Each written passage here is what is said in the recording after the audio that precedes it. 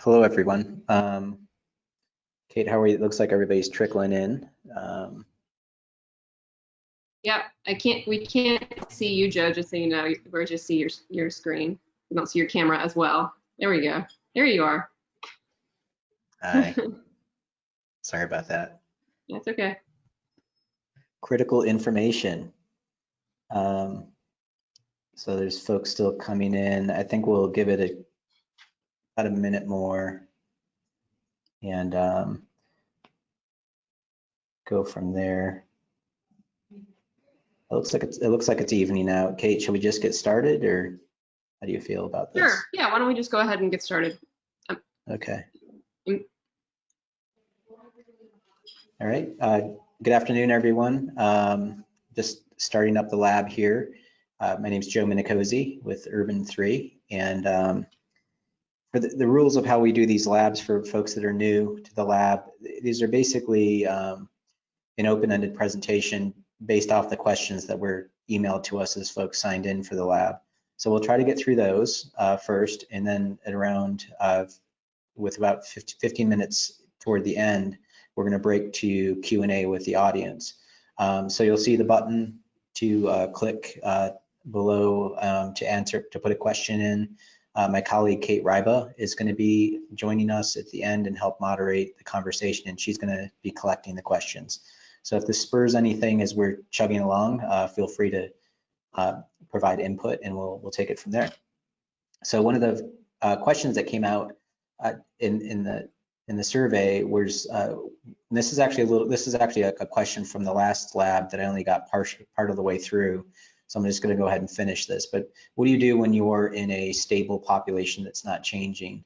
And one of the cities, particularly we see this in the Rust Belt of the Northeast, or in more rural places in the Midwest or West, that populations kind of stabilize. They don't really grow like you have in the Sun Belt or in parts of the West Coast. But South Bend, Indiana was a good example of this. We've been working with them for a couple of years now on economic analysis and the ROI, which is the cost of different services. So one of the easiest ones to look at is like the pipes that everybody has. So on the lower left, you see their population, and their apex year was 1963. And that was when they basically lost all of their mills and they declined, and you can see how they've basically stabilized in their population since then. Well, on the right is a map of their pipes going in, and I'll drop a boundary when their population stops. So, they're growing a city, adding their infrastructure, and then right about here is when their population stops. So you can see from an animation that you're adding pipes, you're not adding people. That's not really a good recipe for success. Now, you don't pay for those pipes until the first generation of rehab. So the developer typically puts those pipes in and then hands them to the community, but the community picks up that future cost. Well, if you're not adding people, it's going to extend the cost to your community. So your community is going to get more expensive.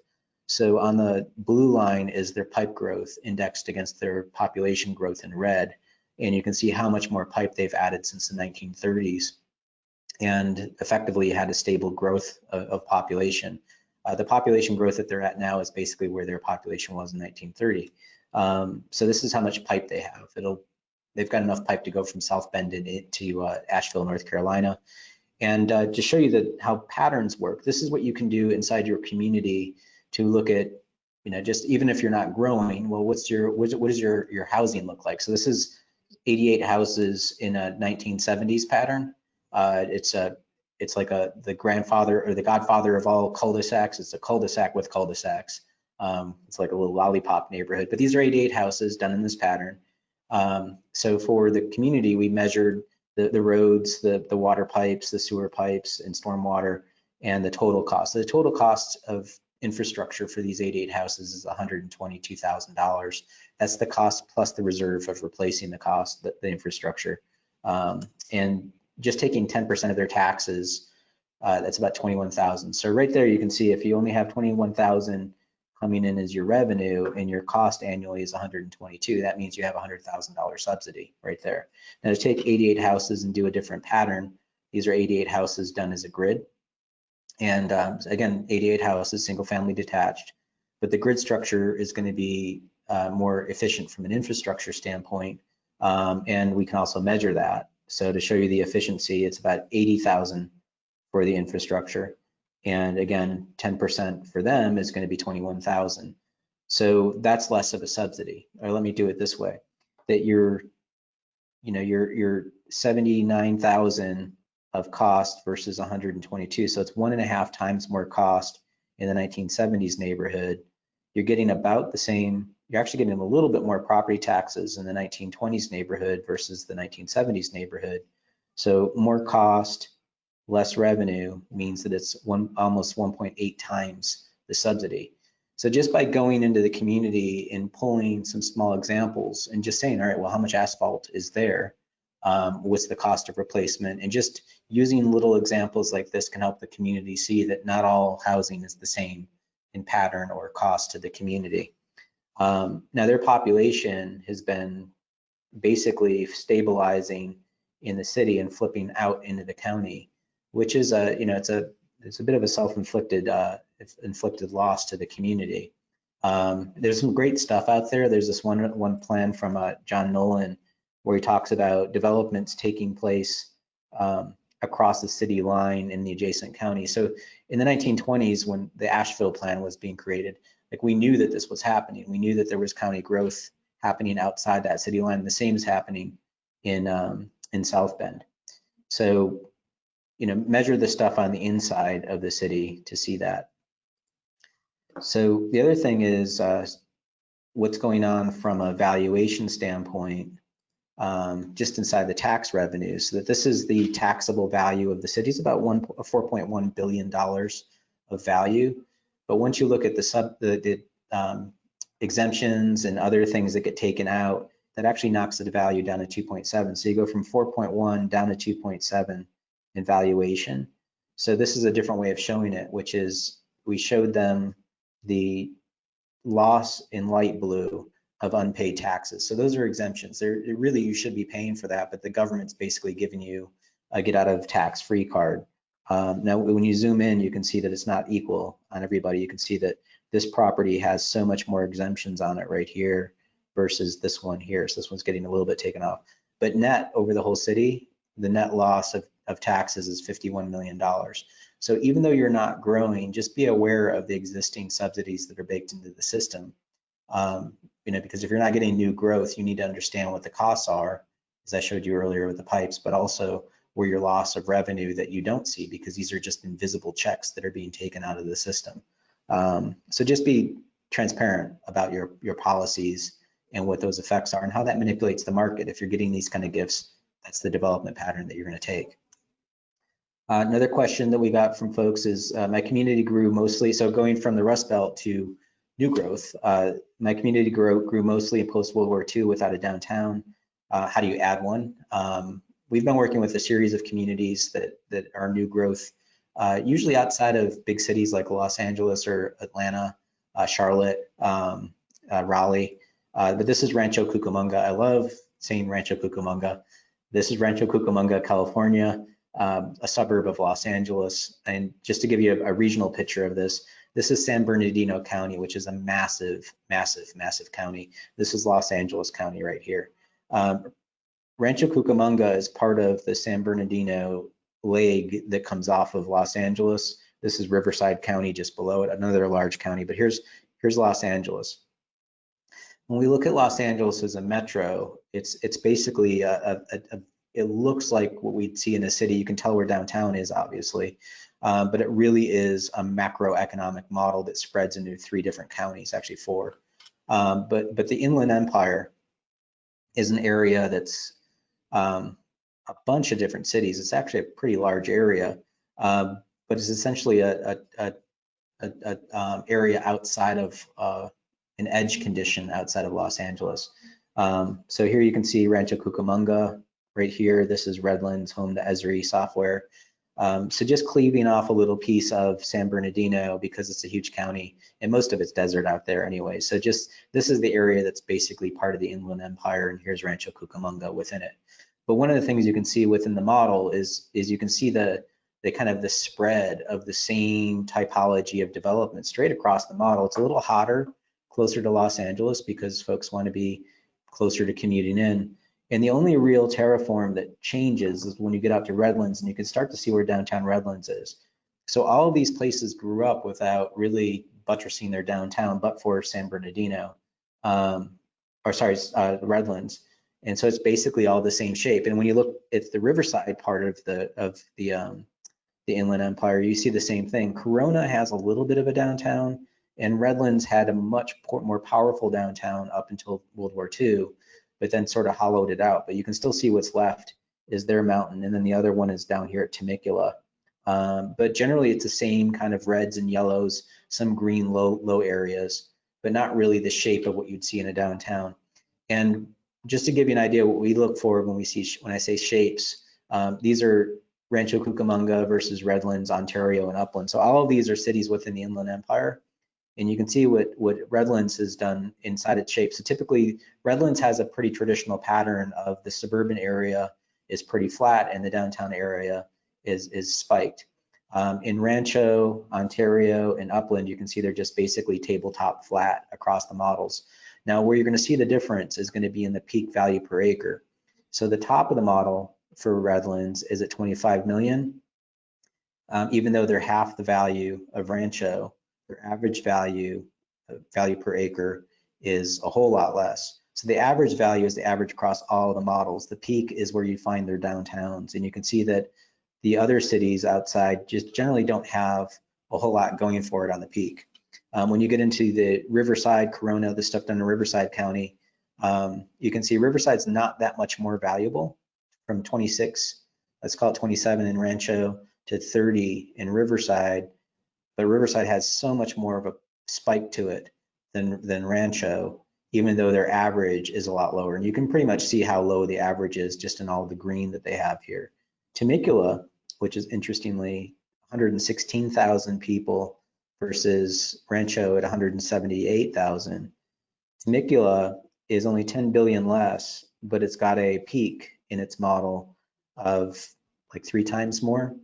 So this is when you say that there's a value to having a downtown. It's not to say that everybody needs to live downtown, but you can get so much more wealth out of your downtown. And to make it really clear, let's just put Rancho 177,000 against cities its same size. So Eugene, Oregon, Santa Rosa, California, and Rancho are all about the same population. If you look at the Rancho Cucamonga's total value, it's actually better than Santa Rosa's, but Santa Rosa has got so much more potency in its downtown than Rancho has got in its. And the average value across the city is better. Now, Santa Rosa is also equidistant to San Francisco that Rancho is to Los Angeles. So geographically, it's very similar as a suburban city. It just has a different shape to it from a design standpoint, and you can see it in the model with its spike versus a pretty flat pan over here. Eugene it's kind of hard to use a different state's economics, but really notice the model, you can see the downtown versus the suburbs and neighborhoods, and that's very similar to Santa Rosa. So this is just giving them an idea of what they could have, is that here's Rancho versus Redlands, and you can see that Redlands has that profile of a peak of 25 million, and Rancho's barely getting 9 million of a peak. So if you see the profile of that city and say, well, what if we had that on Rancho? Rancho should get about $50 million as a peak value, and that's an opportunity. Now, the crazier aspect of this that we notice is the whole Inland Empire just by itself is, they talk about themselves as an economic unit, and it's basically 4.6 million people in 27,000 square miles. And this is a model that Josh McCarty did to basically show them like what we're talking about here. That 4.6 million people over 27,000 miles, that's like the state of South Carolina. That's only 4.9 million over about the same square miles. So it's effectively, they see it as just a suburban area, but it's really like an entire state that's on the edge of Los Angeles. And when you think about South Carolina, you can, in your mind's eye, you can see those places, those cities of Columbia, Charleston, Greenville, they all have their own shapes, they have their own downtowns, they have their own places, they have their own microeconomics. Yet, why is that not happening in the Inland Empire? So when you glue all of this stuff together, that's an opportunity that somebody should have had a big downtown by now, with 3 million people. It just so happened we were doing the Twin Cities at the same time we were doing this model. And interestingly enough, at 3 million people for the Inland Empire, that's actually less population than Minneapolis, St. Paul. So if you take a look at these two counties, with Minneapolis, St. Paul at half the population, they've got two really big, robust downtowns going on in Minneapolis and St. Paul, on less people.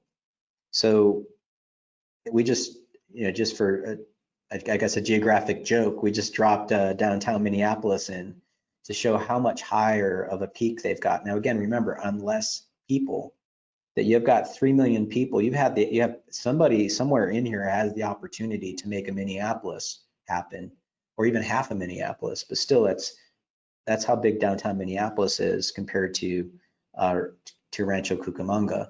And that's $10 billion worth of value right there.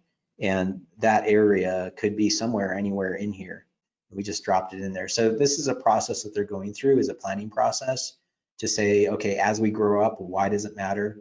If you just leave it to the citizens to have a discussion about it, they're going to only be talking about the reality that they sit in, not the reality that they missed or the opportunity that they have. So let's just be fair with the citizens to get them to see that the opportunity that didn't happen in the whole region is also an opportunity to grow their wealth into the future. So a simple benchmark that we have, and when we look at cities, is the area of the downtown to its value. So downtown takes up 2.5% of the whole city's area. So that's its little footprint. And its taxes that it produces are about 1.5 times % of the entire portfolio that's created in the city. As a ratio, that's a 1 to less than 1 ratio of productivity. That's not good. Our average of what we see is about a 1 to 6. So if you see that Brevard, North Carolina, which is a city of 8,000 people, so Rancho's 180,000, this is 8,000. This is what we typically see, which is you can tell where the downtown is and you can see the rest of the city. And their downtown is 0.8% of the area of the whole city. It's producing 6% of the taxes. So that's a 1 to 7 ratio of productivity. Asheville, where we live, is a 1 to 6. Durham is a 1 to 9, or Chapel Hill is a 1 to 4. So our recommendation for Rancho was like, let's just shoot for 1 to 6. You can at least do 1 to 6. So here's their value today. It's about $400 million of value for their downtown. And they have a benchmark of where they should be, where they had the opportunity to grow, had they focused their policies on the downtown, their infrastructure investments, their zoning code. They really should be at a $4 billion downtown right now, given their population. So as they look to the Victoria Gardens project in the area, that's something that they need to do to find a way to collaboratively work with the property owners. Look at the infrastructure. All of the policies that we have in place that disable the ability to grow wealth are in the way. So that's what needs to be on the table as they grow their comp plan forward. So that's not a small amount of money to think about. Sometimes people, we get this question a lot that, hey Joe, you just want to see big buildings everywhere. And we actually have a little side portfolio that we keep of properties called Small is Beautiful, a little nod to E.F. Schumacher. But we noticed this in Gwinnett County, Georgia, back in 2014. We were doing analysis in Lawrenceville. This is way outside of Atlanta, and this is downtown Lawrenceville. There's a shop called Doug's Boots. Nothing to write home about right there. There it is in all of its glory. It's about 12 feet wide, and I think it's an old alley that was just filled in with a building. Doug's Boots, and here it is down here in the aerial, if you can see my cursor. Doug's Boots is pulling about $400,000 of value per acre. So it's about $24,000 in value when you look at the in the tax rolls, which is not a lot, but it's only sitting on 0.06 acres. There's lots of little small buildings out there. There's the Bench Jewelers, which is this little building, and our favorite here, the Bath Body Bar, which is literally 7 feet wide. And they're at $17,000 of value. But per acre, they're pulling $400,000, 1.2 million, and 1.7 million. This is the most potent one out of the three of them. 1.7 million an acre is pretty good. But let's just put those two aside and just look at Doug's boots. Paltry little Doug's boots. If you had 80 acres of Doug's boots, it would equal the 113 acre Sugarloaf Mall. As we were talking about this, Josh McCarty was joking. He's like, these are the little Lebowski urban achievers. These little buildings that produce wealth. And so this is the term that we have inside our office for them. So Peoria here's another example. This is Gary Morris's law office, and I don't know if y'all can see it, but there it is. Gary Morris used to be the city attorney for a little while, and after he left working at the city, he hung a shingle as a law office, somehow sequestered a little alley space here, and he's maybe 3 soda machines wide. Gary's pulling about $3.2 million of value per acre, so that's a little urban achiever. Compared to the Walmart, it's 700,000. Now, even putting the Walmart aside, Gary's little law office is actually more potent, or almost as potent, as Chase Bank down the street. So look, these are the numbers: $3.3 million an acre for this thing, and 3.2 million, well, for this little guy. So you don't have to do big things to make, or big things to have a big impact. The little things can. That this little Gary Morris law office is half the potency of the Caterpillar headquarters in downtown Peoria. Redlands, we saw that this is one of my favorites, the shoe repair shop right here. 7 feet wide, is pulling $15 million of value per acre. This is called a spite building. The woman who owned this land, her land was taken to make this road right of way, and they gave her only 7 feet of land left to build a building on it because she was trouble in the eminent domain process. And just to spite them, she built a 7 foot wide building and just scabbed it onto the side of this one here. It's 7 feet wide, producing 15 million. Their Walmart's like $800,000 of value per acre. So again, it's this is probably totally against today's zoning code. Sorry, their Walmart's $1 million. Sorry about that. The Walmart's up here. Charleston, we noticed this. You got old buildings that are older than the Declaration of Independence. I've shown this before, but this is about a 20 foot wide, or 20 foot long by about 12 feet wide building built in 1686. It's pulling about $13 million of value per acre compared to the Walmart at 800,000. Another colonial city, Boston. This is known in Boston as the Skinny House. The Skinny House was built by a gentleman who went and fought the Civil War. He came back to his family's property, and his brother had built the house next door, so he scabbed this on to spite him. You actually go through the little side here to enter into the side of the house.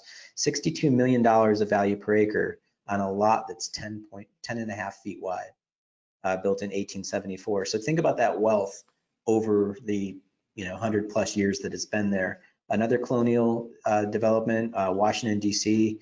These are some of my favorites. This one's let's call it 68 million an acre. The lot is 819 square feet for that townhouse. This is a 539 square foot lot. That's not a lot of space, folks. 500, that's like a parking space plus its turn radius behind it, pulling 64 million an acre. This little guy here, 700 square foot lot, pulling 45 million an acre. Now remember, they've been doing this for generations, and that's the residential. You get into the commercial product. This property is only 634 square feet. It's pulling 57 million an acre. It's got a retail shop and it's got offices above it that come through this back door back here. It's a triangular shaped lot. So it's an odd shaped lot. It's probably less than legally allowable in most cities. It's 630 square feet. It's producing $57 million of value per acre. This is another great one in Alexandria, Virginia. This one actually has a pretty cool story. This was a playhouse that was built on the side of this house right here on the right for 2 daughters to play in, and they enjoyed the house so much that one of the daughters just stayed behind and lived in it after she moved out of the house. But that house is 7 feet wide on a 36 foot deep lot, and it's still, here's its back courtyard. The dirt is worth $38 million an acre for a 356 square foot lot. The property's pulling 64 million. Again, $64 million of value per acre. and it's less width than a smart car. So you don't have to do big things to have value. The data is there, the models are there that you can see that building that urban environment actually produces wealth for your community. One of the other questions we've got from folks was about housing. I didn't know quite how to answer this one. So I want to take a huge step back about housing, that the reason why you see a lot of housing, particularly single family housing, is that there's subsidies that induce that to happen. So if you make it cheaper to do, if you encourage more people to get it through other policies, more people are going to do it. So, you know, the question begets, is that the best thing for the community? So I'll give you back to South Bend for a second. Pulling the property taxes, whenever we do analysis, we always trying to figure out how the tax system works, because, you know, we're from North Carolina. We don't understand Indiana tax code. So this is the way North Carolina tax systems work. We have a market value, it gets a taxable reduction to a taxable value. You multiply your tax rate and boom, you're done. That's your tax bill. In Indiana, it's more complex. And a lot of states we work in are more complex than North Carolina. But here's all the different deductions you can fill out. So if you're a disabled veteran, you've got to fill out those 2 forms. If you're over the age of 65, you have to fill out these 3 more. If you have a homestead, you got to fill out the homestead reduction plus these other 2 deduction forms. Let's say you have a mortgage, you've got to fill out that one. If you're, you know, happen to have rehabbed your property because it's over 50 years, you have to fill out the rehab form plus the historical form if it's over 50. And God forbid you have a barn with a solar panel on it, you've got to fill out these 2. But these are all forms and paperwork that you have to know where they exist, and you have to find them and fill them out to apply for these deductions. So I figured, well, you know, heck, let me just take a look at these to see if I can figure this out.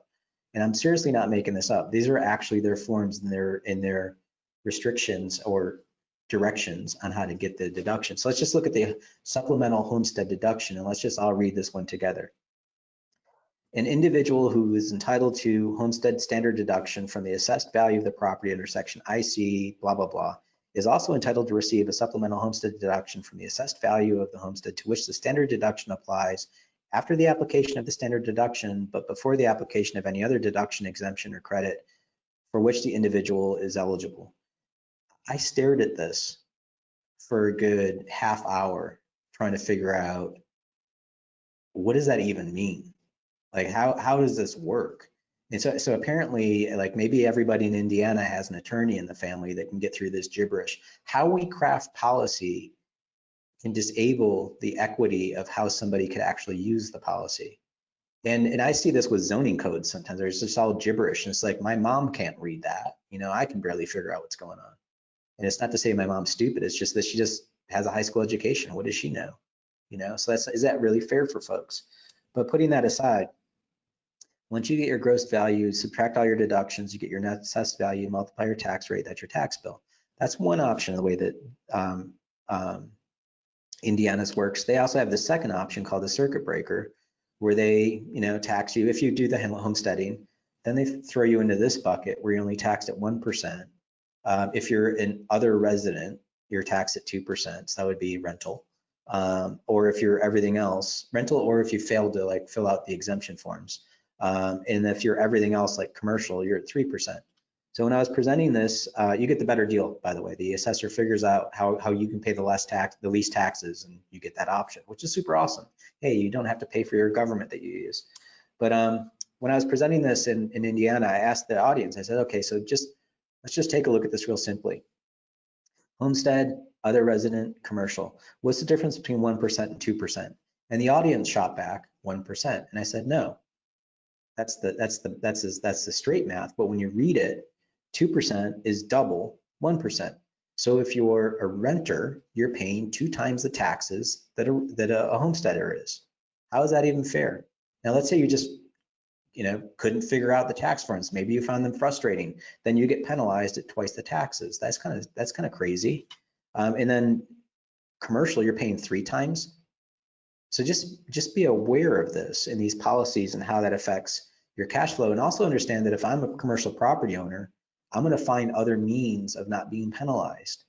So it's just, I work in the real estate industry every day. So I can figure out, I can appeal my tax form. I can do lots of things that a regular resident isn't going to do.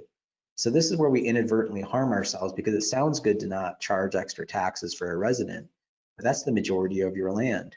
So, you know, spatially, we show that to people, that here's your gross value of your city. So South Bend is technically worth $4 billion, but once you net everything out, you're really only worth $3 billion. So basically, you've given away through exemptions, you've gone from 4 billion down to 2.77 billion. And that's reflected in the tax policy. So they effectively write a check for $51 million a year in deductions. And that's just the deduction side, the exemptions. When you get into the tax cap rate, that's a whole other ball of wax. And you can see that this neighborhood here, these folks have actually figured out how to get all the exemptions. You can see there's more of them in green at 1% versus this neighborhood, literally 2 blocks away at 2%. How is that fair? Are you even looking at this stuff? So when you run the numbers, they have a full potential of getting $146 million of revenue, but the state makes them write a check for $51 million to hand back to their residents. So that means they're down to about $95 million of opportunity. Then the tax cap kicks in and takes out another 16 million. So now they're only down to 79 million. So if you're trying to run a city on $79 million worth of revenue, yet you're supposed to have $146 million of revenue, that's a pretty significant jump. So if you can't afford the Greenway, you can't afford the art teacher, you can't afford the after school program, it's not that you couldn't afford it, it's that the state came in and took that money away and handed it back to homeowners. And just be aware of that. And make sure you're honest with the homeowners when they come in and complain that their taxes are too high. Just let them know they've already been given, you know, close to, what is that, $67 million of tax gift that's been given back to them by the state. That's a pretty big hit. So, you know, back to housing in Ramsey. Oh, this is up in Minnesota, next to St. Paul, basically. So this is downtown St. Paul right here. Ramsey County asked us to look at their area outside of St. Paul. So stripping out St. Paul, these are all cities out here, from Roseville to Mounds View to White Bear Lake and White Bear Township, numerous cities. And you can see that very few of them have actually built up a little downtown or their own version. North St. Paul and White Bear Township are the only two that have. But the majority of this is essentially single family housing that's spread out outside of St. Paul. So single family is pulling about $900,000 of value per acre. It covers 40% of the county's area is single family housing. That's including St. Paul. That's a tremendous amount of land area consumed in that lower value. When I mean low, here's multifamily at double. So multifamily is pulling double single family. When you get into things like missing middle, it kicks up even higher, and you see between, you know, 4 million for townhouses, 10 million for this sort of townhouse development. You can see the little stoops down here on the side. So 10 million versus 1.8 million for multifamily. So single family is pulling 900, multifamily is averaging, let's call it 2 million, and this stuff's coming in at 10, 5 times it. Mixed use, 3.8 million for this old school mixed use with apartments above office. A newer version of infill with this green roof right here, that's pulling 7.6 million. So you can do stuff like that. So they asked us to take a piece of property that the county has and do some value projections. So this is a big publicly owned asset that they want to chisel off these areas right here to do growth. And it's like California with a distorted looking Nevada area here from a terraform. But those are the parcels. If you just dump a bunch of single family on it and just say, everybody loves single family, this is what we're going to get on those parcels, we can run the valuation of it. So it's about let's call it $700,000 of value per acre, about $200 million of value. And that goes to there. So from an area to value perspective, that's like a 1-to-2 ratio, which is double the return. When you get into mixing it up, this is a plan that they had us run with a bunch of different uses on it, including single family. There it is, and here's its value to area ratio.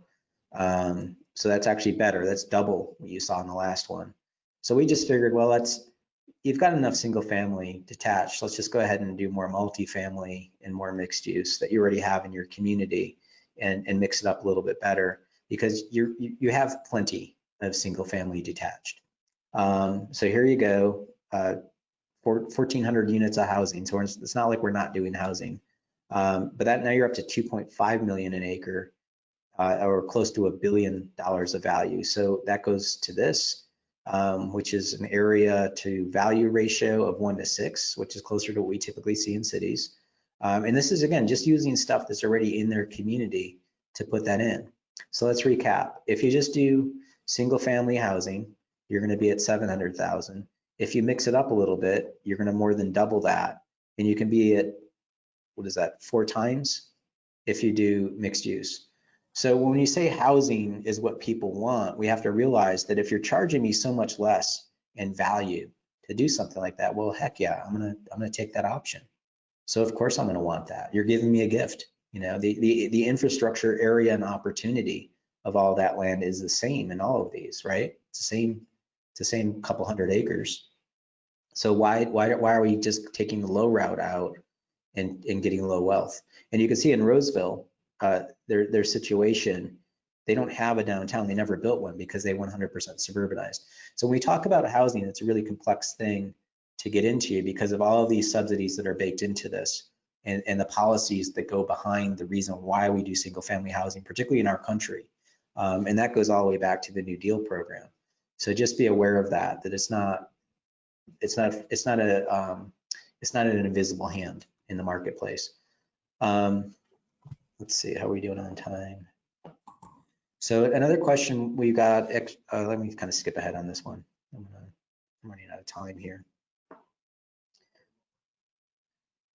So one of the things that about our work and the way that we operate, this was kind of it was kind of a complex question for me to answer. What are some methods that we can use to make complex analysis results more easy to digest, i.e. how a new zoning ordinance is good? What we do in our work and what we strive for is practicing visualization techniques that basically you can understand quickly, and we try to make it as simple as possible. And our god and guru is Edward Tufte.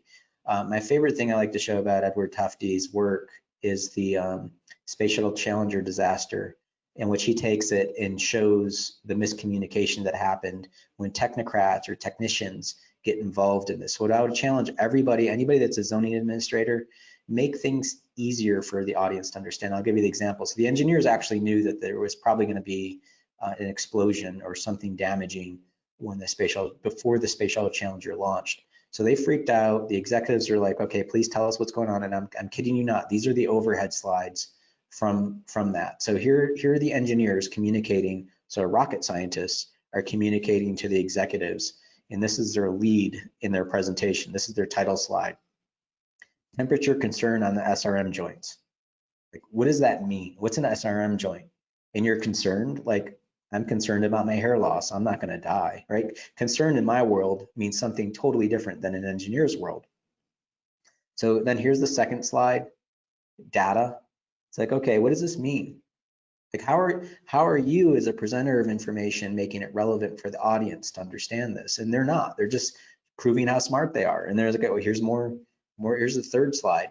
Now we're into still more technical jargon and babble, and they're just basically undermining their own ability to communicate. High probability of no secondary seal capability. What does that mean? Why is it relevant? And how am I going to make a decision off this? Are you talking 30%, 90%? Now we get a picture on the fourth slide. I've got 2 O-rings here. I've got a pressurized situation. So this is unpressurized. This isn't a normal condition. This is when you're getting metal deflection, right? So that's the gap, that's the problem, but this one's doing the job. Why are you freaking out? And then this is awesome. Why would you write this on your own slide, that you've exaggerated this? If you're trying to make things relevant for people, the exaggeration is insignificant. This P int equals 104 PSI, like, you're putting junk on the slide that you're slowing me down. It's not relevant to my decision. You want to show me the damage that's going to happen. You want to show me this. That's good that you're doing that, but don't shoot yourself in the foot.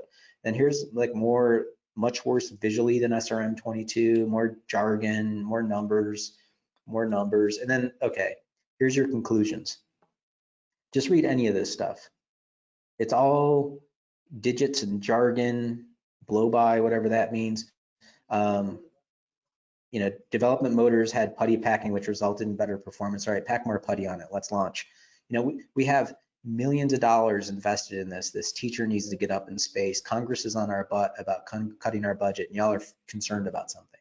So basically, we assassinated 7 people. They launched, they blew up. The engineers got a second bite at the apple. The executives like, come back and tell us the problem. We maybe didn't hear you. So they made graphics, they made booster rockets, they made damage, right? And then here's the information. Here they miscommunicate yet again. So Tufty takes this and goes, let me explain this real quick. This is, these are the booster rockets, right?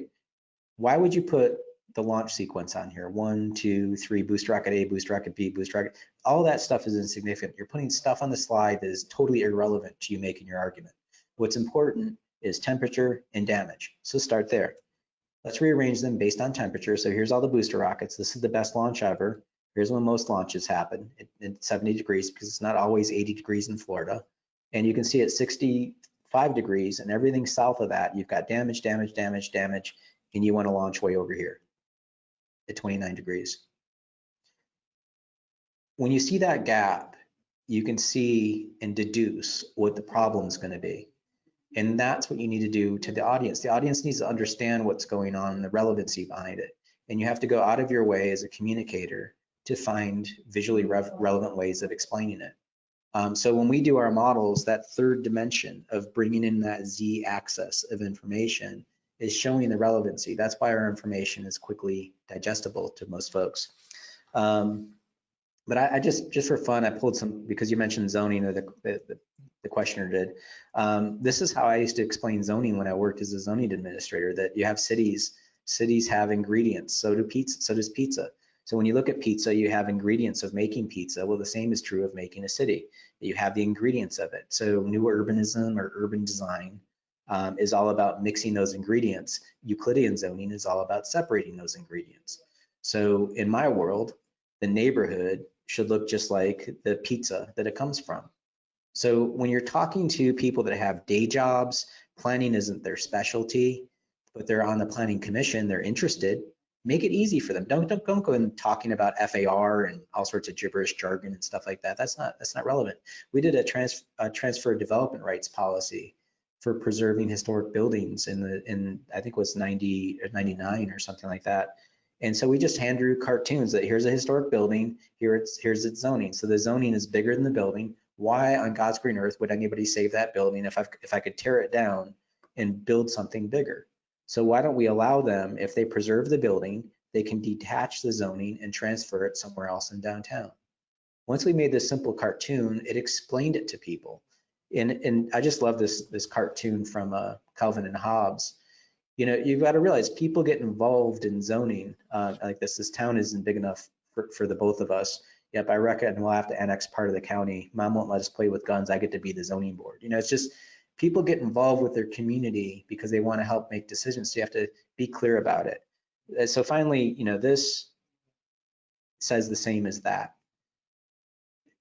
Precision and accuracy are, you know, you can be precise about your zoning code. You can go in and talk about it in excruciating detail, but you just have to make it accurate for folks so they understand it. And finally, find a way to show the information and don't just tell people about it.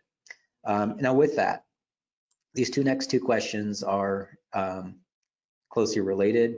How can I leverage off-the-shelf tech tools online to get answers quickly about questions in municipal spatial data and finance? And also, what software do you use for mapping and modeling? You know, you can draw a building without AutoCAD. This is drawn with a hand.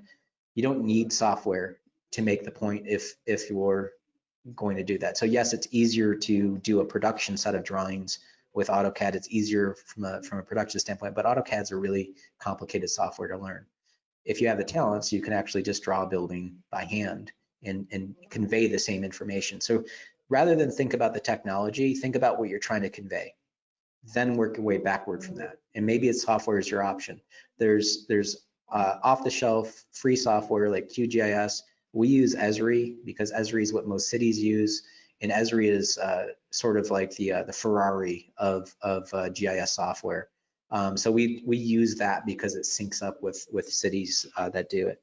But sometimes, sometimes it's not just the complicated Esri software that gets the point across, although this definitely helps show with the potency of downtown.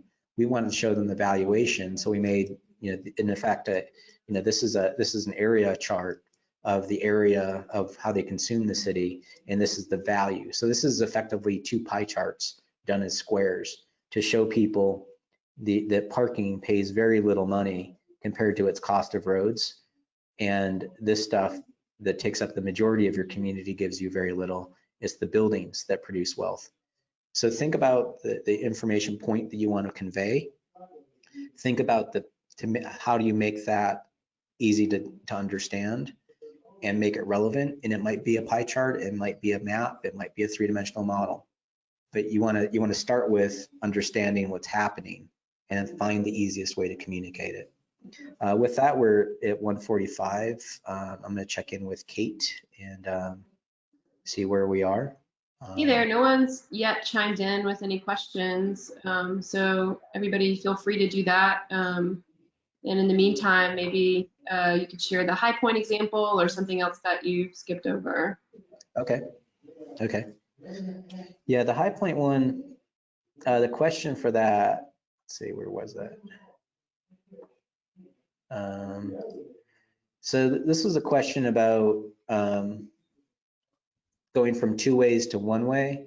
We haven't done, and the short answer is we haven't done the analysis of a before and after on that.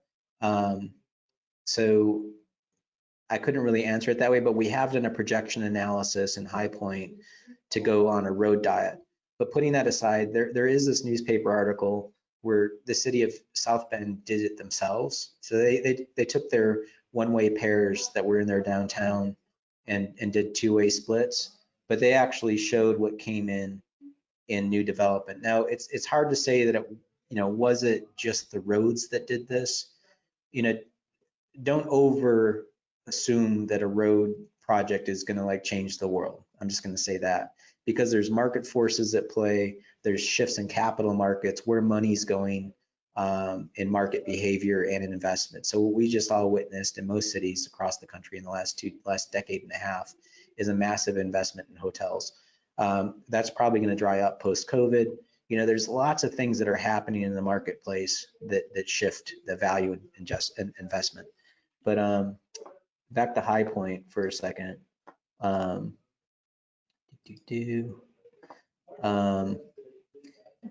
Plater-Zyberk was doing a project in High Point, and this is so old, it's like even old format. It's the square format slide, so apologize for that.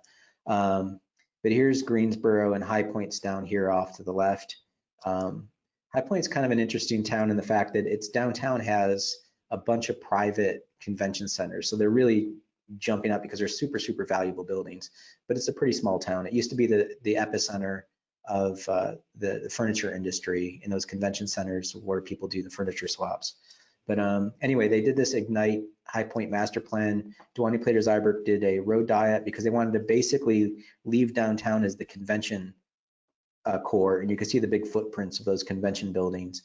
And then they would develop a new downtown for a little bit further out, but also try to find a way to retrofit the mall as a suburban retrofit. But we focused on what if you do the road diet in this area.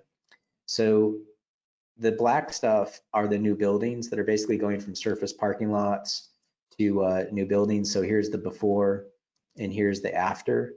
And it's kind of simple. You add a building, you're adding value. Surface parking lots aren't worth that much. So you can see the buildings here. This is another area that again is mostly suburban strip, out parcels that have like huge parking areas for the footprint of the building. So when you fill that in, you're adding value. So here's the current area that we're talking about retrofitting. So there's some indication that some good stuff is happening, these taller spikes.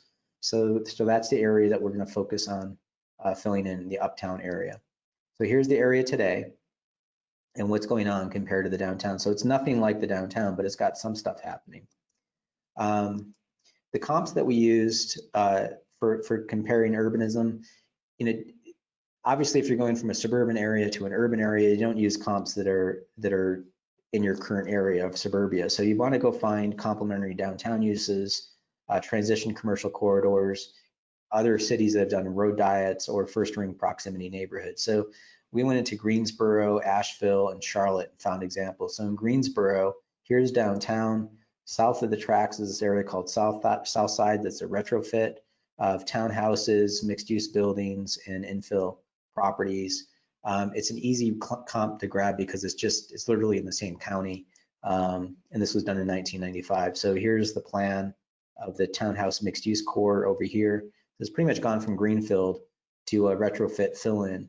And it was a pretty sizable jump in value. So we could pull those as a comp. These are reasonable, the mixed use and the infill. So again, you want to have apples to apples. You can see the potency here in orange. And again, it's not pulling what their downtown Greensboro is pulling, but it's pretty darn good. And you can see how it changed from before the project to after. So that's a pretty good change in value, a 476% increase. So this is a comp that we could use. That seems reasonable to use as a value change, that if you can see this change just on the other side of the county, this could happen in your community too. Now to be fair, we're just like, well, maybe all of Greensboro is growing at 476%. So we compared it against the commercial corridor, the Friendly Center area, to see what that was doing. So here's Friendly Center in red, and here's what's happening in the south side. So what you'll find in the marketplace is that, it's just Friendly Center is stable, but it's not growing at the point that the south side area is growing. So we showed that in the project, that it's growth compared to North Elm Street, which is part of downtown, South Elm Street, and then this area. So this is more closely located into the project area. And you can see that the South Elm project was far exceeding the areas. And again, this is just going back in time, pulling the values from 2014, getting those out of the assessor's files, and then comparing them against where you are today, and just doing something as simple as a straight line projection to show where you've come from and where you're at.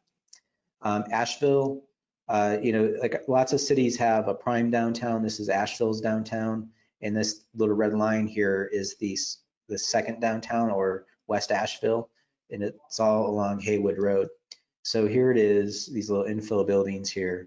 So you've got mixed use, you've got apartments, you've got housing, very similar to what they're trying to do in High Point, which is a second downtown. And again, nothing complicated. Here's all the different mixed uses. So you've got housing, bars and beer, burgers, an office, all mixed into this project. And here it is compared to downtown. So it's not crushing what downtown is, but it's pretty darn good. By comparison, here's the comparable suburban retail environment called Tunnel Road. So when you mix up your uses, you get a much more rich texture, also some higher opportunity than what you see in the big box stuff. So not only grab the core, but there's an impact to the housing around it, because all these folks out here now have a 5-minute walk to a burger or a beer. So that adds value to the housing around it. So here's West Asheville's growth in this area versus Asheville across the whole system. So there's actually more value in this area, pretty significant bump in this area versus Asheville as a whole, even though Asheville as a whole is a really desirable place. We also saw this in Charlotte. Charlotte did a road diet on the East Boulevard area, where they narrowed this road down and infill came in behind it. So that's the East Boulevard area. Here's the Uptown area in downtown, they call it Uptown. Here's NODA, all these different districts. So we just checked them all out. So here's Charlotte as a whole. Here's Plaza Midwood, which is over here. Here's how it grew. The appreciation from 2005 to 2013. Here's Woodlawn, which is down here. So that one grew more than Charlotte as a whole. And Providence is really doing quite well compared to Charlotte as a whole. But those other areas did even better. That being their walkable mixed use environments. These are more conventional auto-oriented suburbia, sprawl, and walkable mixed use. So this is NODA. NODA just hit it out of the park. And that's more of a concentrated urban core. But Joe, focusing in on the, yeah. now just some questions have come in. One of the ones, the first ones that came in is from Andrew Halt, and he's asking, how can you link your work with all the serious equity concerns that have been highlighted, especially this summer? How can we use our work, Urban 3's work, to help disadvantaged people build wealth without gentrification?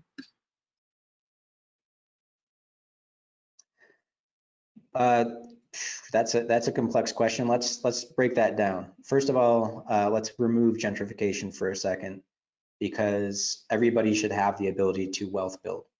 And if I want to sell my house and get more money out of my house than when I paid for it, that's me building wealth. Well, the same is true for my African American neighbor, that they should be allowed to sell their house and wealth build.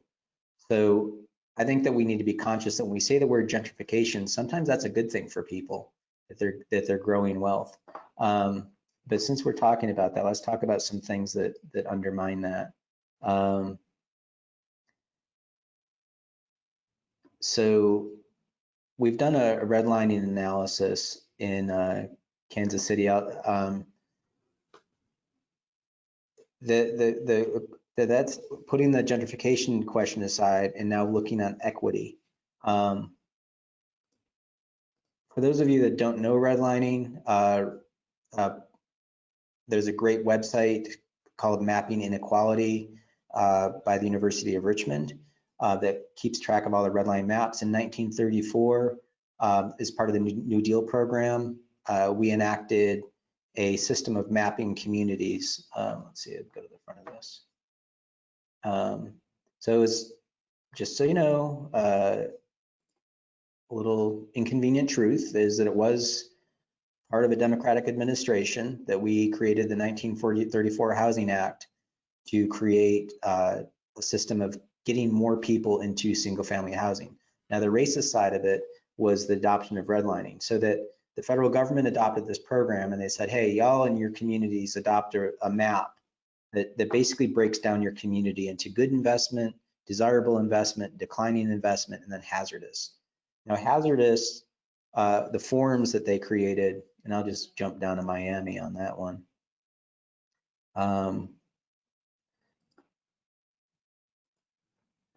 Where you had to measure your community. So this is the Miami redlining map, and you can look at Coconut Grove right here. This is what's known in the community as the Black Grove.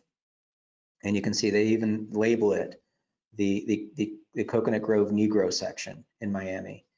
Now, if you look up here, the things that you're measuring are foreign-born families and Negro families. So if you're Black, you got isolated as a hazardous neighborhood. If you were in Syracuse, New York, where there was only 1% African-American population in Syracuse, they picked on the Italians. You know, the Italians were listed as the foreign-born newcomers, and those areas were redlined. If you were in Manchester, New Hampshire, it was the French.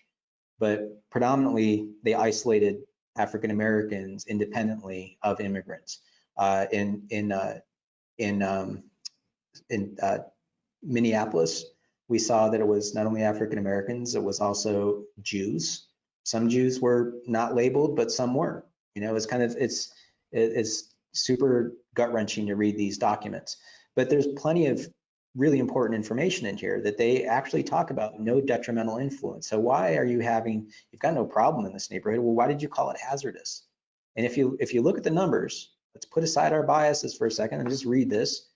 This during the Depression from 1929 to 1938, that actually grew in value for residential owner occupied, as well as rental grew to 130%. So just here we enact federal policy that is essentially racist, not essentially, it is racist, and it affects the valuation of these communities. Now, just for the argument, we went and grabbed some green areas like Coral Gables that's more white. There's no African Americans in that neighborhood. It's 10% Latino. And it's not even growing as fast as the Black Grove.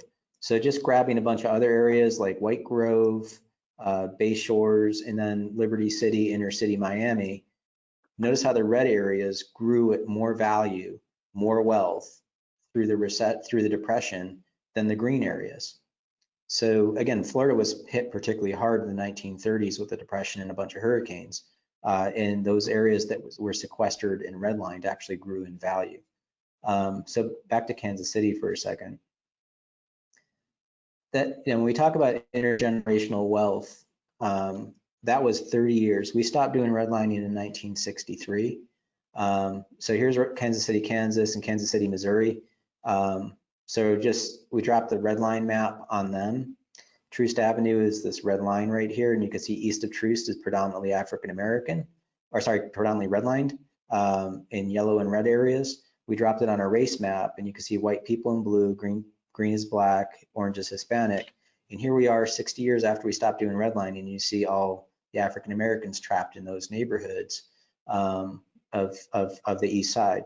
Now, what happens is if I'm African American and I live in this neighborhood and all of a sudden it's redlined, I can't sell my house, or I have to go through a third market predatory system or something. But basically, I get stuck with the house. I can't sell it because no one can get a mortgage because it's redlined.